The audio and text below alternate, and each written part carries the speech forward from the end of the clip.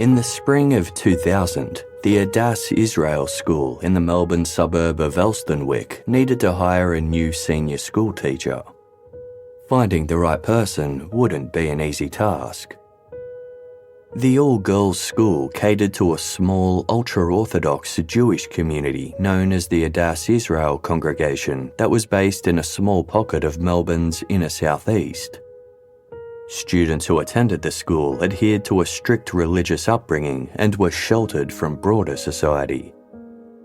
The community was so insular that they had their own shops, their own medical service, and their own rules for raising children. Children were not allowed to watch television, listen to the radio, or access the internet. Only certain reading materials were permitted. Outside of a family setting, girls were not permitted to mix with boys, and stories that featured girls and boys being friends were forbidden. Girls were primarily expected to become wives and mothers, and much of their education centered around this.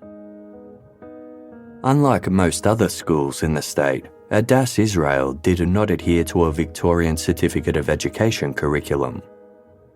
Its final 2 years primarily consisted of a program that saw students trained to become teachers within the community. For many years, an elderly, highly respected female teacher had been responsible for the program. When she passed away, her position had to be filled. The school board began looking for suitable recruits overseas in Israel, considering teachers from ultra-Orthodox communities over there. One school board member had heard about a particular teacher who sounded promising, a charismatic 33-year-old with glowing references. Her name was Malka Leifer.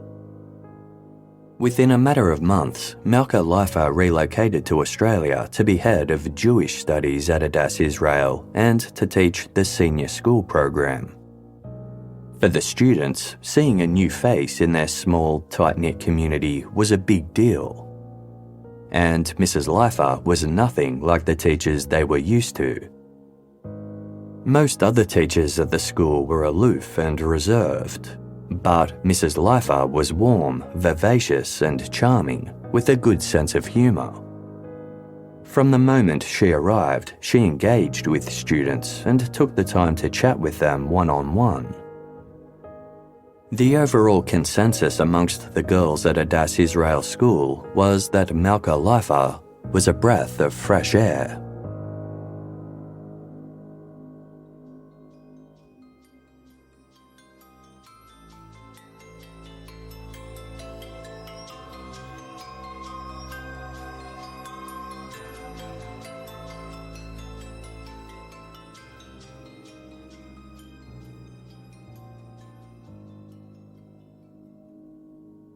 Born in 1985, Nicole Sapper had attended Adass Israel School since her very first year of primary school. The third of 7 siblings, Nicole's home was devoid of parental love.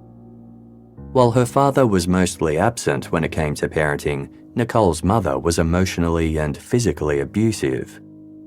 She played her children off against one another by favouring some and excluding others. These dynamics shifted from week to week so that Nicole and her siblings never knew when they would be cast in the role of the bad child. When their mother was angry, she would hit, kick, and beat them. Punishments for perceived wrongdoings included missing out on meals, being shut out of the house, or locked in a small, dark cupboard under the stairs. Nicole's mother was also incredibly controlling. If the children were even 10 minutes late home from school, she would fly into a rage. Sometimes she would pull Nicole out of school for a day and demand she complete domestic chores around the house instead. Nicole and her siblings kept this abuse a secret. They already felt like outsiders within their community. Unlike most other members of the Adass congregation, the Sapper family did not have relatives who had been murdered in or survived the Holocaust. Nor were they from an Eastern European background. Instead, Nicole's parents had immigrated to Australia from the Middle East, This different background led to Nicole's mother constantly telling her children that all they had was their good name. If they wanted decent marriage prospects and bright futures, then they had to behave impeccably. And if anyone in the community discovered the truth about their home life, it would lower their standing even further. School was Nicole's one escape. She was an intelligent child who loved studying so much that she would complete her homework quickly, then ask for more. When Malka Leifer arrived to teach at the school in 2001, she began working closely with the students who were in their final years. This meant Nicole, who was 16 years old and in Year 10, became acquainted with her quickly. Like other students, Nicole was struck by Mrs. Leifer's warmth and outgoing personality. The young teacher took a real interest in her students. It wasn't unusual for her to call individual girls out of class and into her office for a chat so she could get to know them better. Mrs. Leifer's kind and friendly demeanour was unlike anything Nicole had experienced before. She felt safe talking to her. Over time, Nicole began to open up to Mrs. Leifer more and more. Eventually, she told her about her struggles at home. It was the first time she had confided in anyone about the abuse. To Nicole's relief, Mrs. Leifer provided a supportive and sympathetic ear. During her first year at Adass Israel School, Mrs. Leifer's standing in the community grew. As well as holding her own prestigious position at the congregation's all-girls school, Mrs. Leifer's husband was a rabbi. Wives of rabbis were given the title of rebbitzin, which was an esteemed role to hold within Orthodox Judaism. Other members of the congregation looked up to Mrs. Leifer and considered it an honour to be close with her. If she needed assistance, they were eager to offer it. She couldn't drive, so people went out of their way to give her lifts. At the end of 2002, there was a restructure at Adass Israel School, and Mrs. Leifer received a promotion. She was made principal, putting her in charge of both the primary and secondary schools. By the beginning of 2003, Nicole Sapper was in Year 12. Her sister Dassi was 2 years her junior and starting Year 10. Just like Nicole, Dassi was very unhappy at home. Her mother's abuse and controlling behaviour was an awful secret that weighed heavily on her. One day, Dassi was approached by Mrs. Leifer, who asked to speak with her. To Dassi's surprise, Mrs. Leifer explained that she knew all about what Dassi was going through. She also offered to help her. Dassi knew that her elder sister Nicole was close with Mrs. Leifer. The relationship appeared to be a positive one. Mrs. Leifer was supportive of Nicole and would often favour her by taking her out of class for special projects or activities. Now, Mrs. Leifer began showing the same care for Dassi. The two would meet one-on-one in Mrs. Leifer's office, where the teacher would express concern for Dassi's home life. Mrs. Leifer also arranged for Dassi to attend extra classes on Sundays. These lessons would focus on Jewish morals and values and take place both at school and at Mrs. Leifer's home. This special treatment from such a well-regarded community leader was seen as an enormous privilege. There was real status in being one of Mrs. Leifer's favourites. Even Dassi's mother was flattered that Mrs. Leifer would take such an interest in her daughter's education. At home, Dassi felt unworthy, but when Mrs. Leifer showered her with attention, she felt cared for and special.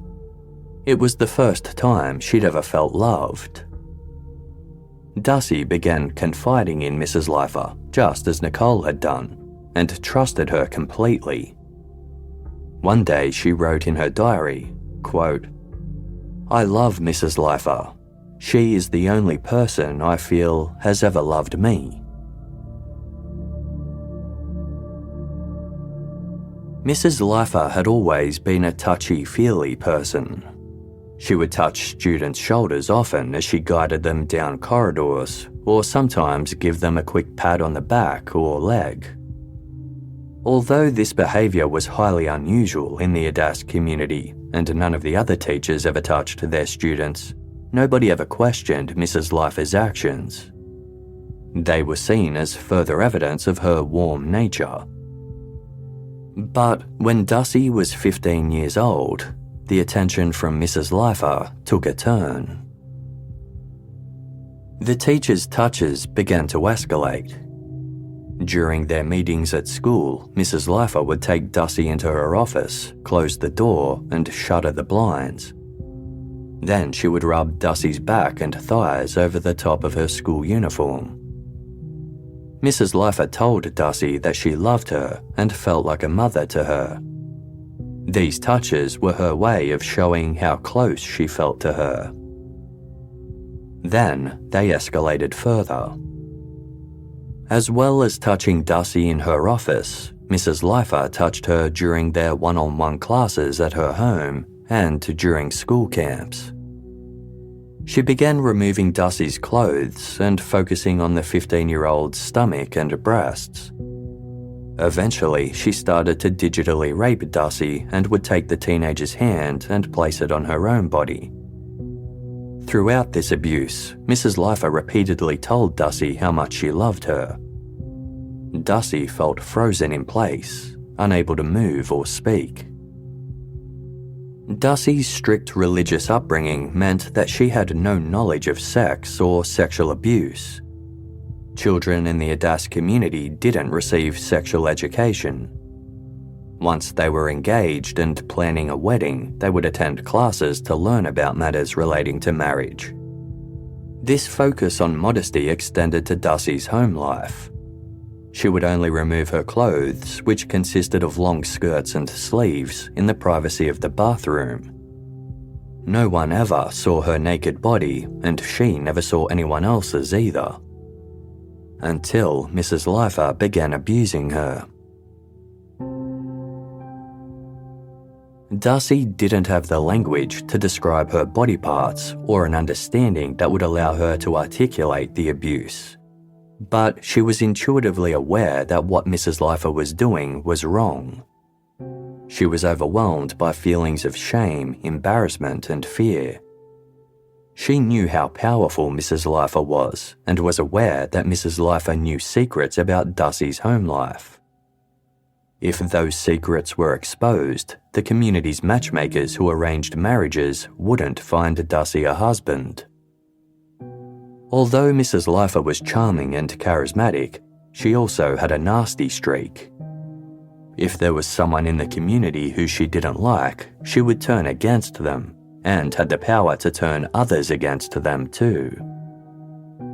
She wasn't above doing the same to her students. Mrs. Leifer would pick on girls whom she didn't like and make rude comments about them. She was known to be hot and cold by showering particular students with attention for a couple of weeks, then giving them the cold shoulder.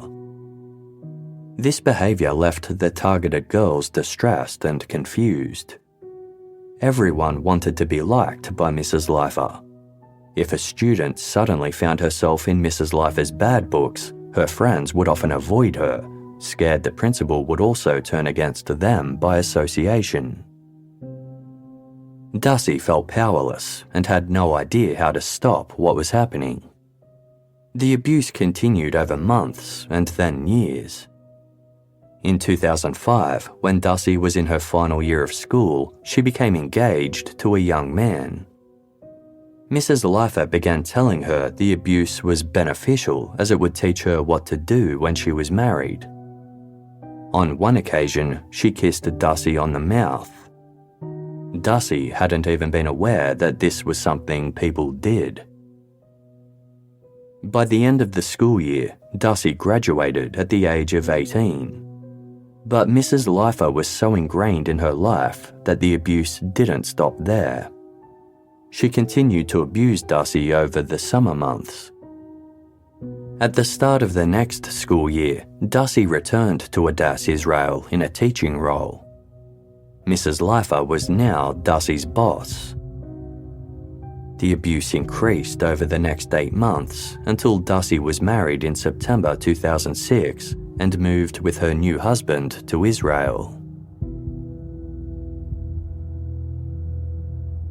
Now named Dassi Erlich, this was a chance for her to start a new life almost 14,000 kilometres away. But Dassi continued to struggle. A few months after she arrived in Israel, the nightmares started. Bad dreams about what she'd endured at the hands of her former school principal invaded her sleep. When Dassi wasn't having nightmares, she was lying awake at night, plagued by insomnia.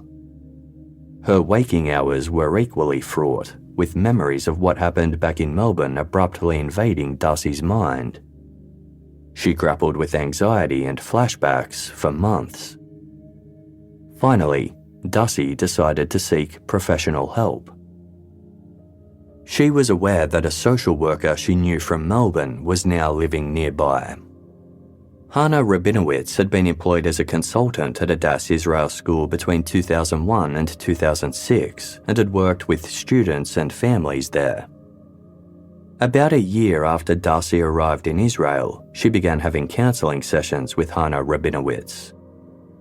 Dassi didn't tell Hannah the extent of what she had been suffering. Instead, she explained that she was having difficulty adjusting to marriage and was feeling isolated in a new country so far away from home. Hannah Rabinowitz had the distinct impression that there was more going on than that. She felt as though Dassi might be repressing something. The two continued their sessions together over the next few months. During one appointment in February 2008, Hannah realised that Dassi had clearly been abused by somebody in the past. She asked Dassi directly, "Who hurt you?" Hunched over and obviously distraught, Dassi whispered, "Mrs. Leifer." A few days later, Dassi's sister Nicole received a phone call back in Melbourne. On the other end was social worker Hannah Rabinowitz, who Nicole remembered from Hannah's time in Melbourne. Hannah didn't waste any time in explaining the reason for her call, stating, "Dassi gave me permission to call you. I just wanted to ask if you were abused too." By this time, Nicole was 22 years old and working as a teacher at Adass Israel School. She'd been teaching there for several years following her graduation in 2003. Nicole had also married, changed her name to Nicole Meyer, and given birth to her first child. Through all of these milestones, Malka Leifer had been a constant presence in Nicole's life. Mrs. Leifer was still the principal of the school, and Nicole worked with her every day. Nicole had struggled to tell anyone about the impact Mrs. Leifer had held over her for so long, but when she was confronted by Hannah's direct question, she answered automatically, "Yes, I was." The abuse Nicole had suffered at the hands of Mrs. Leifer followed a very similar pattern to Dassi's. Not long after they met, Mrs. Leifer had started grooming Nicole and gaining her trust. She singled her out for special treatment and gave her one-on-one Sunday classes. Mrs. Leifer had gradually pushed boundaries by first touching Nicole over her school uniform, then progressing to more overt sexual abuse. After a couple of years, when Nicole was participating in the school's teacher training program, the abuse intensified. This program involved working very closely with Mrs. Leifer in a more isolated part of the school. It meant that Mrs. Leifer had greater access to Nicole than she'd ever had before, and the control she exerted over Nicole became increasingly extreme. She assaulted Nicole at the school and at her home, where she had Nicole over for weekly meals to mark the Jewish Sabbath. School camps were another opportunity for Mrs. Leifer to commit abuse. Nicole first attended these as a student, then later as a teacher. On one occasion, Mrs. Leifer insisted on sharing her bed. Nicole covered herself up entirely, even wearing thick tights to sleep in, hoping they would deter Mrs. Leifer. But they didn't. During one camp, while Nicole was teaching but Dassi was still a student, the two sisters shared a room with twin beds. Late at night, when Mrs. Leifer believed Dassi was sleeping, she climbed into Nicole's bed and raped her. The next day, Dassi gave Nicole a knowing look, which Nicole returned. Without exchanging a word, the sisters knew for the first time that they were both victims of the same woman. Nicole began teaching at Adass Israel in 2004. That same year, she also became engaged to a young man. He was the son of a woman whom Mrs. Leifer disliked, and Mrs. Leifer made it clear to Nicole how disappointed she was. After Mrs. Leifer continually demanded she break off the engagement, Nicole finally gave in to the pressure just 5 weeks before the wedding. She called her fiancé and read from a script Mrs. Leifer had provided, telling him they could not get married.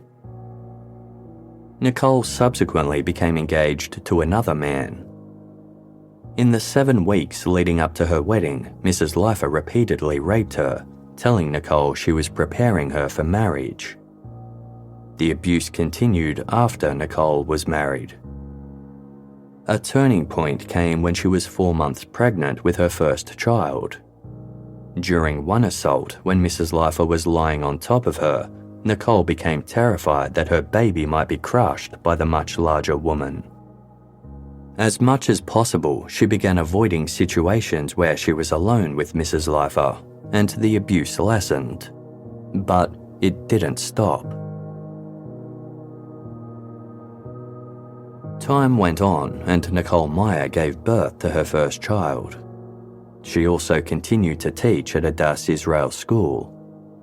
She didn't speak of the abuse to anyone until she received the call from Hannah Rabinowitz in late February 2008. A few days after the phone call, Nicole was at work teaching when Malka Leifer suddenly entered her classroom. She looked scared. It was the first time Nicole had ever seen Mrs. Leifer appear unsettled.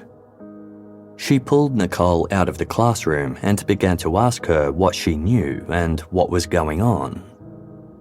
Nicole said she didn't know anything, and Mrs. Leifer left. Behind the scenes, word had started to spread about Dassi's allegations. Dassi had told Hannah Rabinowitz that one of her classmates was abused by Mrs. Leifer as well. The girl's mother was a staff member at Adass Israel School, so Dassi told Hannah to call her. Hannah did so, which prompted the staff member to ask her daughter if she had been abused. The daughter said she was. 5 days later, on Wednesday, March 5, 2008, an urgent meeting was convened at the home of prominent Adass Israel figure and renowned philanthropist Izzy Herzog. Those in attendance included 2 school board members, a teacher from the school, a barrister, and Herzog's daughter, who was a forensic psychologist. After some discussion, it was decided that Malka Leifer should be stood down as principal. The group called Mrs. Leifer at home and put her on loudspeaker.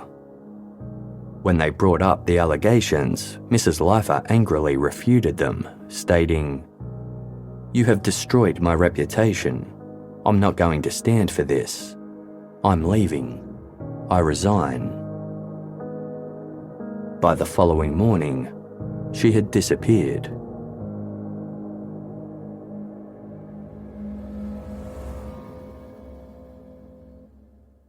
Case File will be back shortly.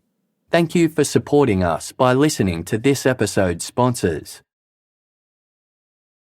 Thank you for listening to this episode's ads. By supporting our sponsors, you support Casefile to continue to deliver quality content.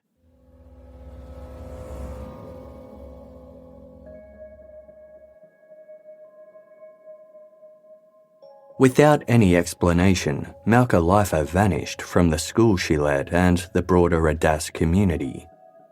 She left Elsternwick with 4 of her 8 children. The others and her husband would soon follow. On Friday, March 7, 2 days after the school board meeting, staff at Adass Israel were told that Mrs. Leifer had been stood down and decided to return to Israel. The sudden absence of such a prominent and revered leader sent shockwaves through the community. People were devastated that an integral part of their world was missing, and rampant speculation began to spread as to who was responsible. Who were the girls who had made allegations against Mrs. Leifer? Nicole Meyer found herself feeling totally alone. The abuse had ended with Mrs. Leifer's departure, but she was still suffering the effects, and now the entire community was speculating about it. Nicole felt she couldn't tell her husband or anyone else what had happened to her. Her sister Dassi was the one person who might be able to relate, but she was living on the other side of the world in Israel.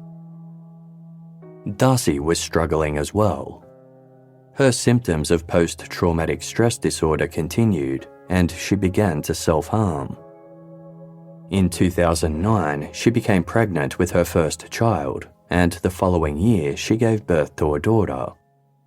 But what should have been a happy time was also impacted by Dassi's years of trauma. Breastfeeding her baby triggered traumatic flashbacks of the abuse.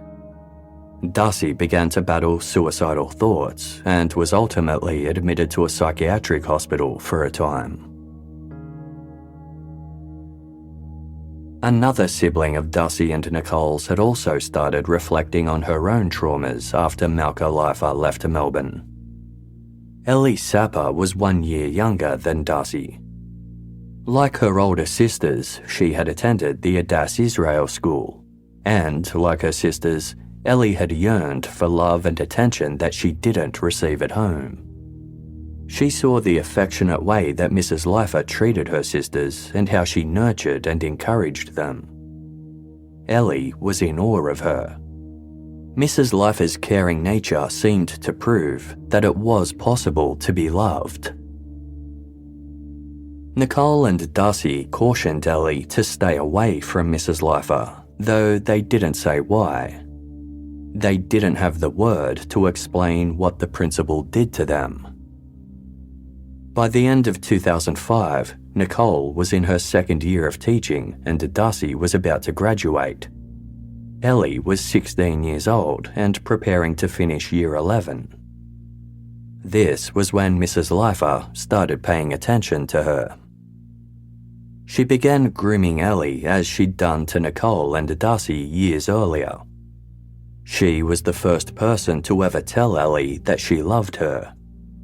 And then she progressed to sexually abusing her, explaining that this was how she expressed her love.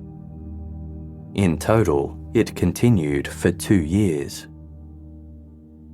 After leaving school at the end of 2006, Elly began slowly distancing herself from the Adass congregation. She made new friends from Melbourne's wider Jewish community who followed a more contemporary interpretation of the religion. Elly became particularly close to a young man named David, a friendship which would have been forbidden in the ultra-Orthodox circle Elly was raised in. David was struck by how sheltered Elly was. There were so many things about modern life that she'd never been exposed to before. A little over a year after Elly graduated, Dassi's allegations against Malka Leifer prompted Mrs. Leifer to leave Melbourne.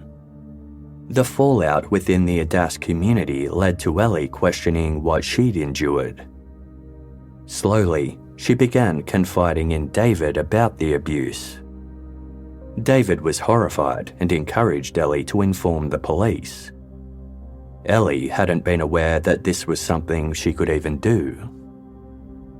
After months of encouragement from David, the two of them finally went to a police station together one day in 2010. Elly was nervous, but finally ready to report the abuse. Elly didn't tell her sisters what she had done, but Dassi had since moved back to Melbourne, and her own struggles gradually led her to distance herself from the Adass community as well. In mid-2011, she decided to make her own statement to the police. A few months later, in October, Nicole did the same. Armed with 3 corroborating reports accusing the same woman of sexual abuse, the police took the case seriously and began to investigate. There was evidence that the 3 Sapper sisters were not Malka Leifer's only victims. In total, she was suspected of abusing between 8 and 14 girls at Adass Israel School. Victoria Police ultimately wrote up an arrest warrant for 74 counts of child sexual abuse, with charges ranging from indecent assault to rape. The police told the 3 sisters that because Malka Leifer was now living in Israel, they would have to obtain an extradition order. As Australia had an extradition agreement with Israel, the sisters were given the impression that having Mrs. Leifer returned to the country would be a fairly straightforward process. It involved police in Melbourne sending papers requesting Malka Leifer's extradition to law enforcement in Australia's capital city of Canberra. After approving the request, Canberra officials would then forward it to Israeli authorities. In all, they could expect the extradition request to be acted on within 12 to 18 months. But 2 years passed with no news. Then, in September 2014, Malka Leifer was suddenly arrested by law enforcement officers in Bnei Brak, a city just east of Tel Aviv that is a centre of ultra-Orthodox Judaism. When Nicole Meyer received a call back in Melbourne informing her of the news, she almost dropped the phone in shock. The day that she and her sisters had long awaited was finally here. Malka Leifer spent 2 months in custody before her lawyers successfully argued that she be kept under house arrest while the extradition hearings took place. However, once Mrs. Leifer was back living with her family, she complained that she was suffering panic attacks and extreme anxiety in the lead-up to her extradition hearing. A delay was granted. Then, Mrs. Leifer stopped showing up at court altogether. Her attorneys explained that her mental health had deteriorated so much that she was incapable of attending or even understanding what was going on in the courtroom. Israeli law requires a suspect or a defendant to be present for all hearings pertaining to them. Each time Mrs. Leifer failed to attend a hearing, it was postponed to a later date. But she never returned. Months passed, and then years. In total, Mrs. Leifer was given more than 35 court dates, most of which she failed to attend. Her lawyers explained that her health had deteriorated so badly that she now needed a carer to look after her. She couldn't communicate and was described as being like, quote, a sack of potatoes in terms of her mental capacity.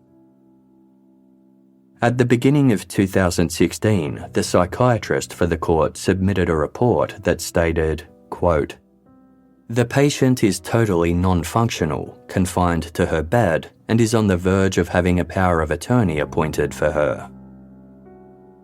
By mid-2016, the focus had turned from whether she was well enough to attend the hearings to whether she was even capable of standing trial at all.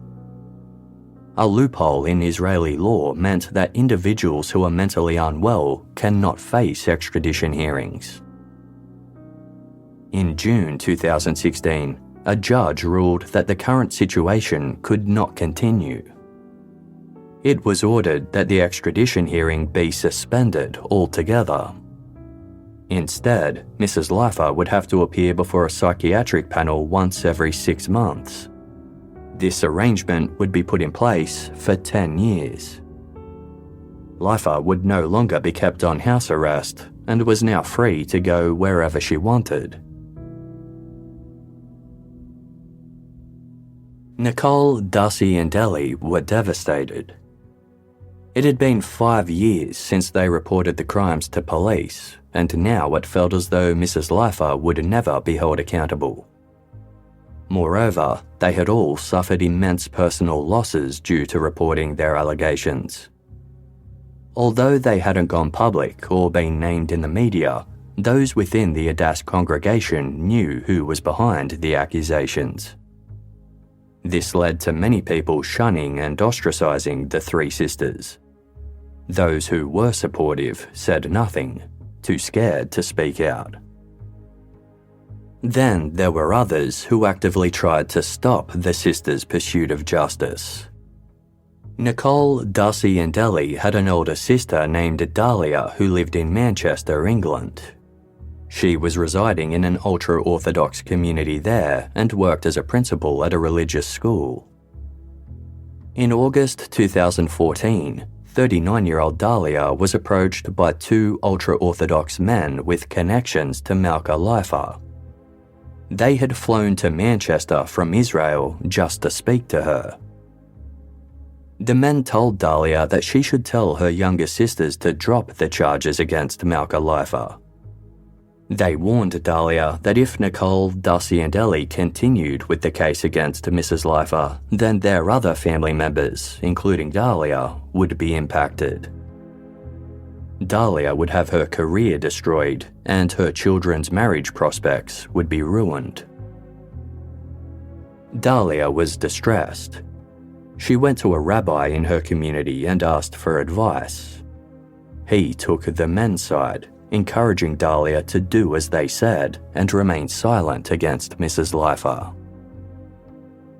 This advice devastated her even further. Dahlia called her sisters back in Melbourne and told them what had happened. She reassured them that she wouldn't act on the threats, stating, "I would rather die than do anything like that." Within 2 weeks of being approached by the men, Dahlia died from heart-related issues. Nicole, Dassi and Elly were certain that the threats had taken a fatal toll on Dahlia. They saw their sister as another victim of Malka Leifer. Her sudden death devastated them, but they refused to drop their cases. Instead, they began to fight harder. In 2015, Dassi Erlich filed a civil suit against Adass Israel School. In March 2017, the year after Malka Leifer was freed from house arrest and appearing in court, Dassi made the decision to go public. She began talking with the media about her allegations and openly campaigning for other survivors of child sexual abuse. She also started meeting with politicians and other officials whom she hoped could help in the fight to return Mrs. Leifer to Melbourne.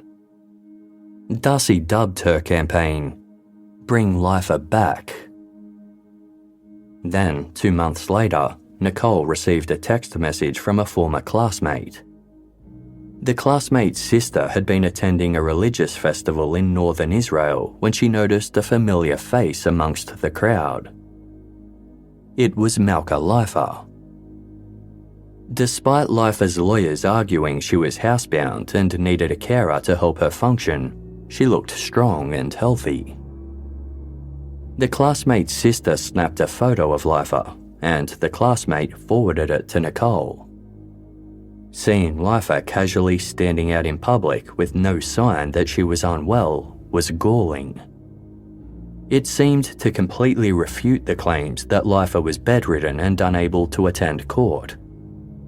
Nicole sent the photo to Dassi, who posted it on Facebook. From there, it went viral, and Dassi's campaign picked up speed. Within several months, Nicole and Elly went public alongside Dassi. They gained the support of Australia's Prime Minister and Victoria's Premier. The story made major headlines all over the country, and word spread internationally. In November 2017, the three sisters travelled to Jerusalem to campaign for Leifer's extradition. The 9-day visit was packed with meetings with Israeli politicians, the Israeli Justice Minister, and the country's top prosecutor. The sisters also met with other survivors and victims' advocates. One individual who reached out to them was Shana Aronson, the Israeli director of Jewish Community Watch, a global organisation aimed at preventing child sexual abuse within Orthodox Judaism. Shana was well aware of how Israel could be used as a safe haven by some sex offenders.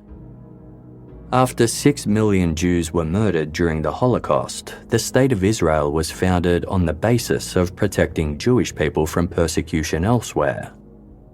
One of the country's foundational laws was the Law of Return, which gave all Jews the right to move there and become Israeli citizens.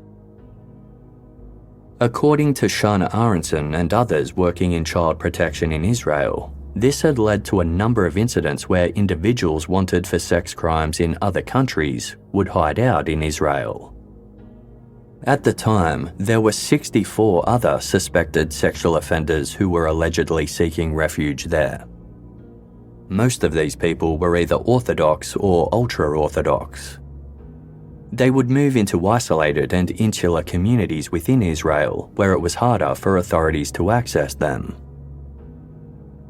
Shana agreed with Nicole, Dassi and Elly that Malka Leifer was likely lying about her ill health in order to evade justice. It just seemed too coincidental that a fit and able-bodied woman, who was also a community leader, would suddenly deteriorate right in the middle of being taken to court. Shana Aronson believed that if they could show Leifer was lying, then Israeli authorities would be forced to rearrest her. And she had a plan as to how they could prove it.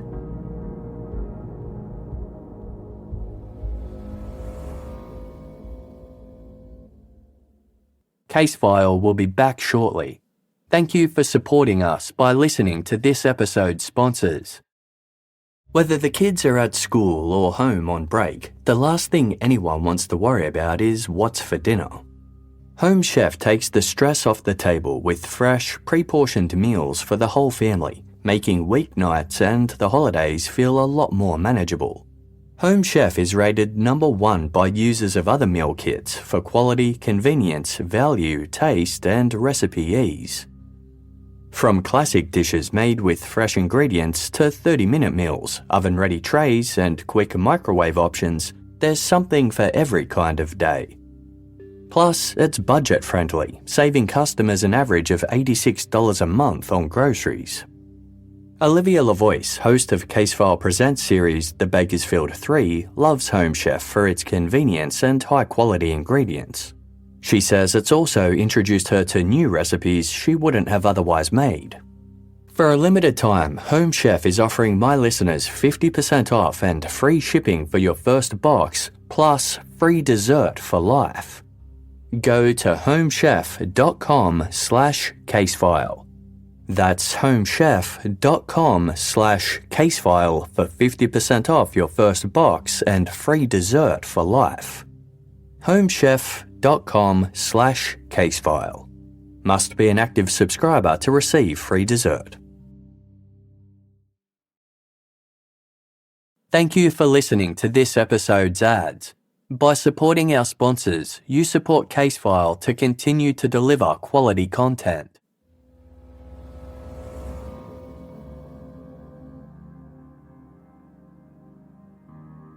Emmanuel is a small, impoverished Israeli settlement on the West Bank near Jerusalem.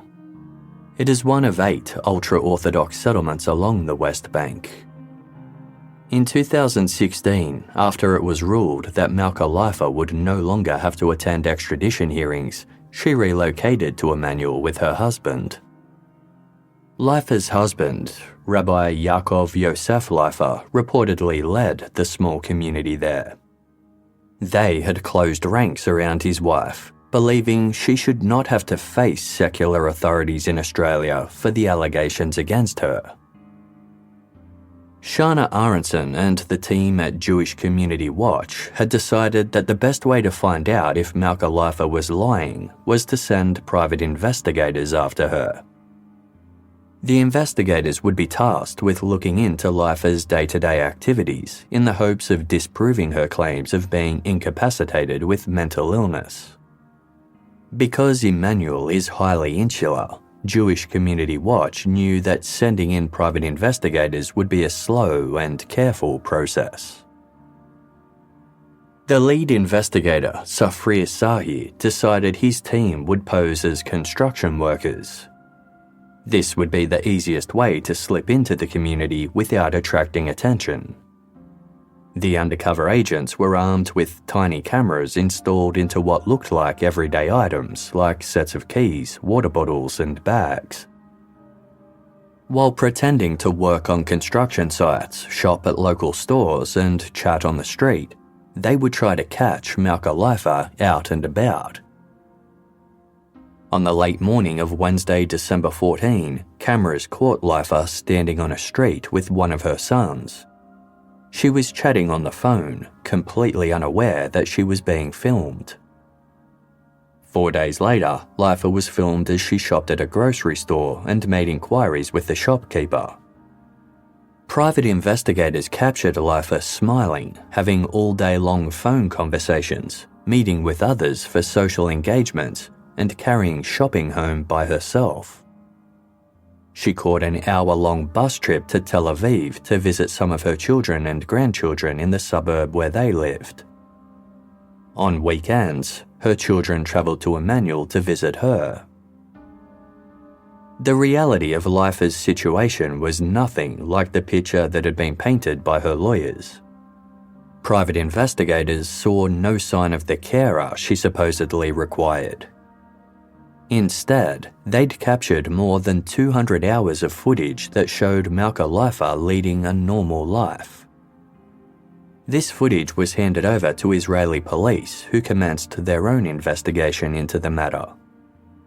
In February 2018, after concluding that the former school principal was feigning her illness, police rearrested Malka Leifer. Almost exactly a decade after Dassi Erlich first accused Leifer of abusing her, the extradition hearings began again. Finally, after a total of 74 court dates and years of delays, the Israeli court rejected Leifer's claim of mental illness and ruled that she was fit to stand trial in Australia in May 2020. 7 months later, the extradition order was signed, and on Monday, January 25, 2021, Malka Leifer was flown back to Melbourne.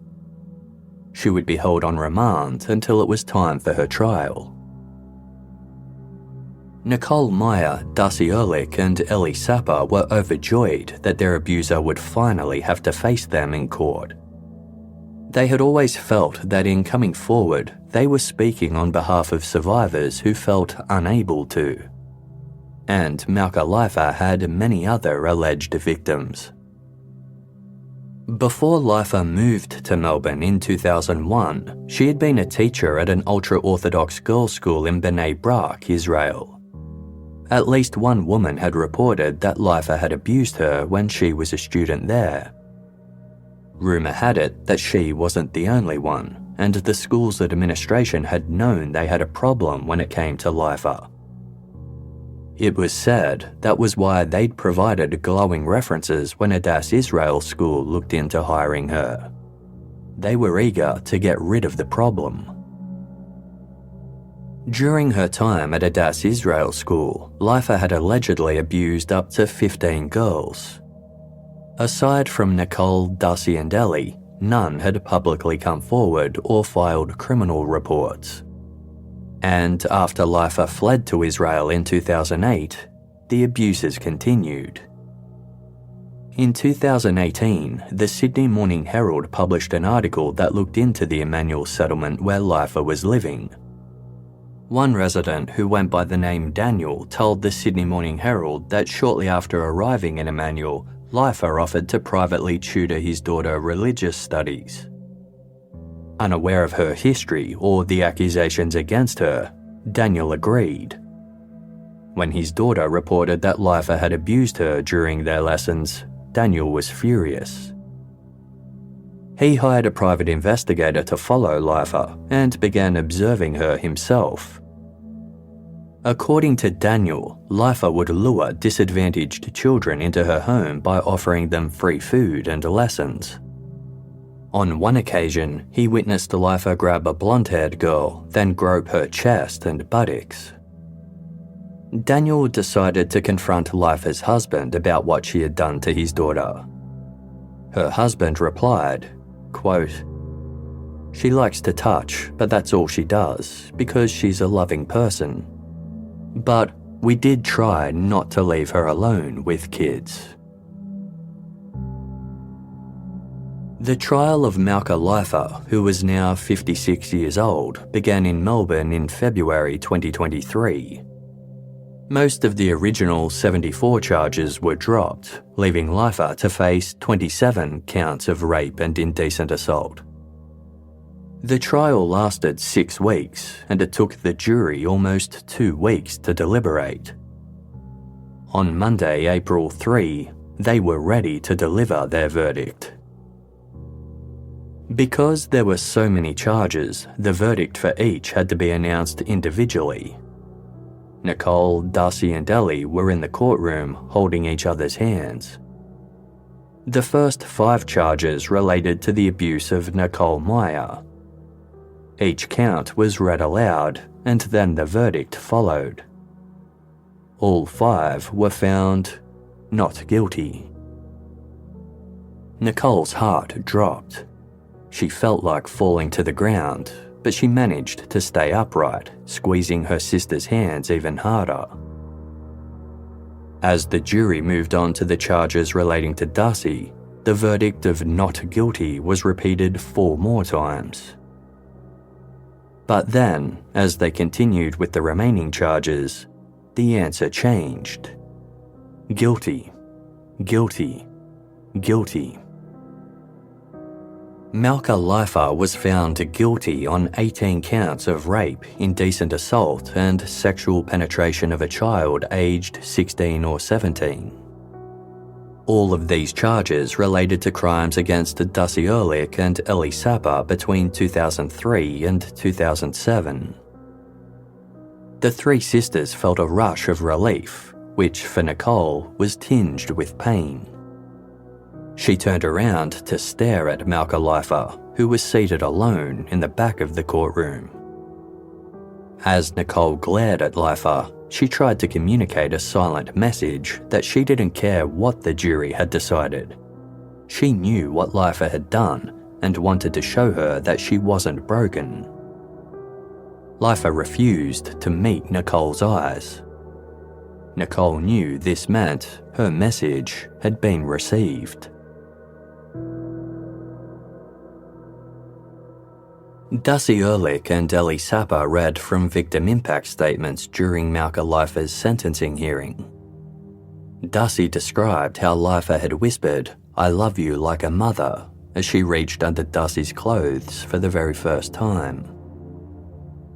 Dassi said that this betrayal from the first person to ever show her a maternal kind of love had damaged her ability to trust forever.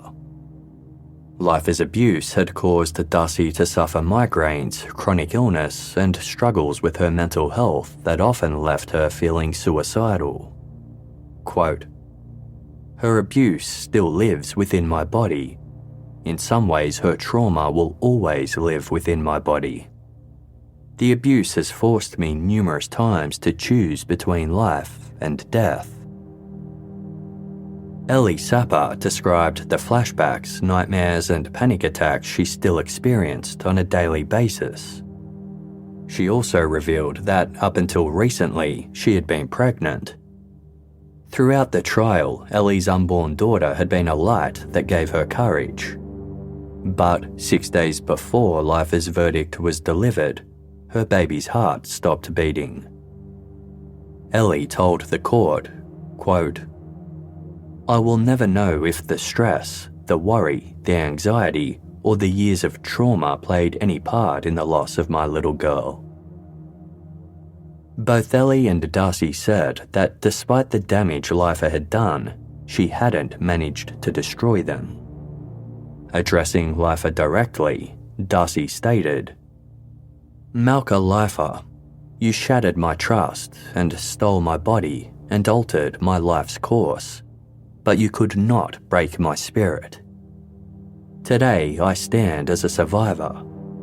Your darkness does not define me. Instead, I choose to focus on the light within myself, the love that surrounds me, and the power of my own voice. I will continue to heal and grow and thrive." Malka Leifer's barrister argued that his client should receive a credit for being found not guilty of abusing Nicole Meyer. He also said that her period of home detention years earlier in Israel should count towards a reduced sentence. But the prosecution reminded the court that Israeli authorities found Leifer had feigned mental illness for 4 years to avoid justice. That only came to an end after private investigators proved she was lying, not because Malka Leifer had suddenly demonstrated remorse. Therefore, the home detention in Israel should not factor into her sentence at all. In August 2023, the judge sentenced Malka Leifer to 15 years in custody, with a non-parole period of 11 years and 6 months. In the 2 years since her incarceration, there have already been multiple reports of Leifer committing further offences against other inmates. In April 2025, news broke that Malka Leifer had formed a relationship with Samantha Azzopardi, a con artist whose case was covered in episode 323 of Case File. There were reports that 58-year-old Leifer was seen exchanging notes with 36-year-old Samantha, and that Leifer had once kissed Samantha on the lips. Nicole Meyer, Dassi Erlich and Elly Sapper told news.com.au that this development was extremely disturbing, given Samantha Azzopardi's history of dressing up as a schoolgirl and her mental health issues relating to sexual abuse. Several months later, in July 2025, Leifer was accused of sexually assaulting an Aboriginal inmate aged in her 20s. A source told news outlets that the assault was captured on CCTV and took place in the Murray unit, a section of the prison where inmates are segregated for their own protection. Following this incident, Leifer was moved to solitary confinement. She cannot mix with other inmates and is confined to her cell for at least 23 hours a day. Her only daily break is to be permitted a 20-minute visit to an airing yard or to a lounge room with a broken television.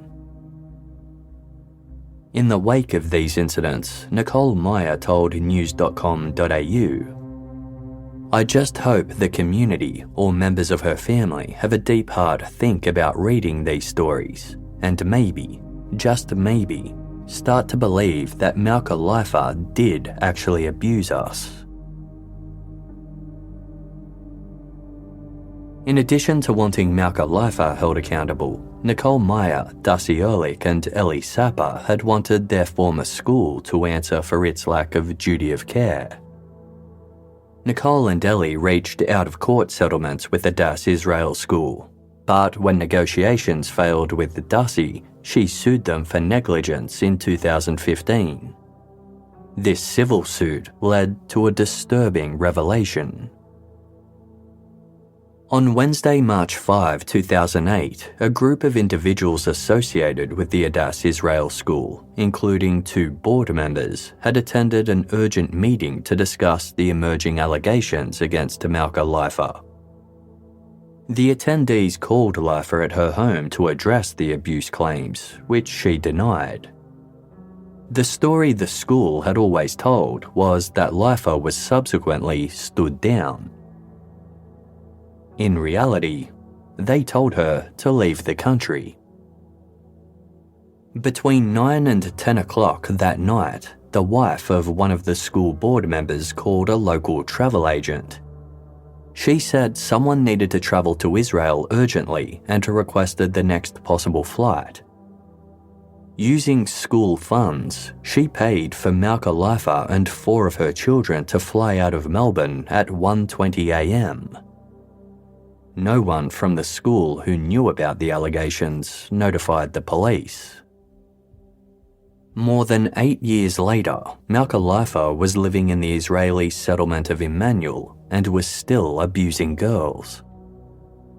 Daniel, the father of one of these girls, began secretly recording Leifer and her husband after she kept harassing his daughter. He also looked into Leifer's past and discovered she was on the run from sexual abuse allegations in Australia. During a conversation with Leifer's husband, Rabbi Yaakov Yosef Leifer, the rabbi admitted that they and their children were paid to leave Australia just hours after Leifer was confronted about the allegations. Leifer hadn't made her own decision to flee Australia. Instead, the school that employed her had decided to help her escape rather than refer her to law enforcement for her crimes against children. Moreover, the suit also found that a teacher at the school had been told about Leifer, quote, crossing boundaries with girls at least 6 months before Dassi raised the alarm. The judge who was presiding over the civil suit lashed out at the school board for these actions, stating, "The conduct amounts to disgraceful behaviour demonstrating a complete disregard for Leifer's victims. It demonstrates a disdain for due process of criminal investigation in this state." The judge found that at the time of Dassi's abuse, the school had no processes or procedures in place to handle potential sexual misconduct by a staff member against students. At least 2 teachers had noticed or been told about Leifer's inappropriate behaviour with students, but said they had no one they could report it to because, quote, Mrs. Leifer was the principal. The judge awarded Dassi more than 1.1 million Australian dollars in damages to be paid by the school. Leifer herself was ordered to pay Dassi an additional $150,000. The revelation that the school board had facilitated and arranged Leifer's escape upset and angered Leifer's victims and the broader community. Some members of the public demanded that those responsible face criminal charges for their actions. Victoria Police looked into the matter but closed their investigation in 2018, explaining there was, quote, insufficient evidence to proceed with any charges at this time. Advocates for sexual abuse survivors openly voiced their disappointment in this decision. In June 2023, the police announced that they would reopen the probe now that the more pressing criminal trial against Malka Leifer was complete. Dassi Erlich told The Age newspaper that she welcomed the decision, stating, "The actions of the board in facilitating Malka Leifer's escape not only betrayed the pursuit of justice and caused significant delays, it also perpetuated the anguish we were forced to endure and hindered our path to healing." As of the release of this episode of Case File, that investigation is ongoing. The actions of the school board have been compared to the way the Catholic Church has been found to transfer pedophile priests to new parishes when allegations were made against them. Experts have said that the insular nature of some religious institutions has led them to prioritise their own reputations over reporting crimes to law enforcement. In the case of Malka Leifer, some people have pointed to a Jewish dictate known as Masira. This is a law against informing on a fellow Jew to secular authorities. It was most likely initiated when Jews were living under Roman or Persian law. As the Jewish people continued to be persecuted by other groups through the centuries, Masira remained significant. Masira has been cited in other cases of child sexual abuse within Orthodox and ultra-Orthodox institutions in Australia. Masira likely also played a role in how Malka Leifer's case was handled by some officials in Israel. After Leifer was rearrested in 2018, a prominent ultra-Orthodox rabbi burst into the courtroom during one of her hearings.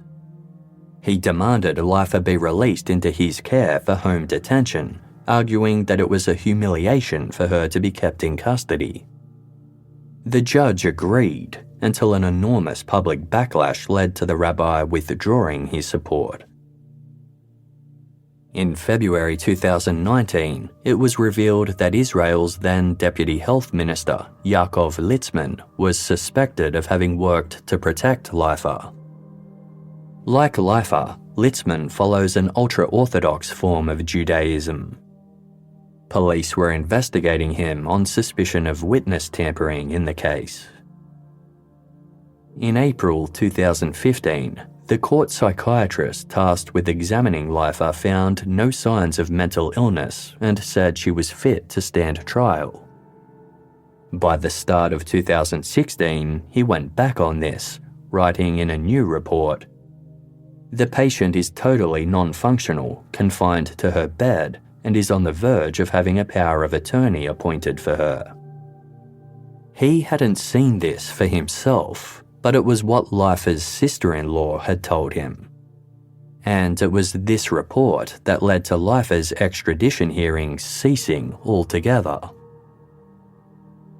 When Malka Leifer was later found to have feigned her mental illness, the psychiatrist approved a report saying she was fit for trial.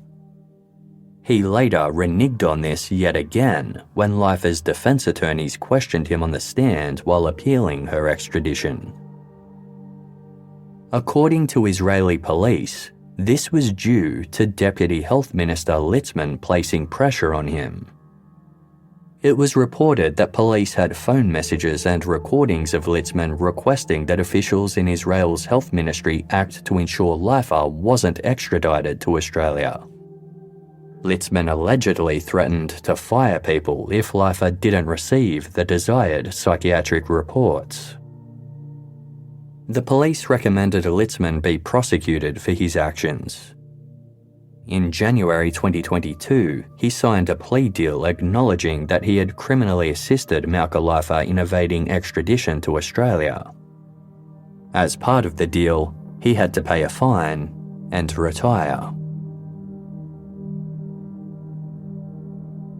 Many in Melbourne's Adass community remain silent regarding Malka Leifer's crimes. Dassi Erlich and Elly Sapper have both left the congregation, but Nicole Meyer remains on its fringes. She finds this silence one of the hardest things to grapple with. Only recently, she spoke with a woman who said she had known about the abuse.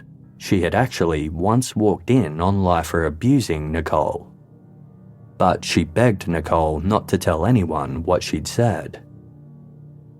Hearing things like this has been particularly difficult when Nicole is the only one of the three sisters that Leifer wasn't convicted of abusing. Nicole doesn't know why Leifer was acquitted of her charges, but suspects it was due to the limited information presented to the jury.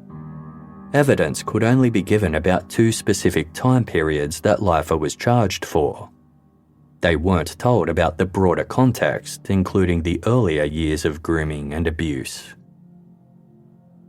Like her sisters, Nicole wrote a lengthy victim impact statement, but because Leifer was acquitted of her charges, she couldn't read it in court. Instead, she shared it with the media outside the courthouse. She described the scars she was left with, both visible and invisible, and how the abuse has had ongoing ramifications for Nicole's well-being. It has impacted her relationships with other people, including those closest to her. To this day, Nicole suffers from sleep disorders and finds particular places triggering.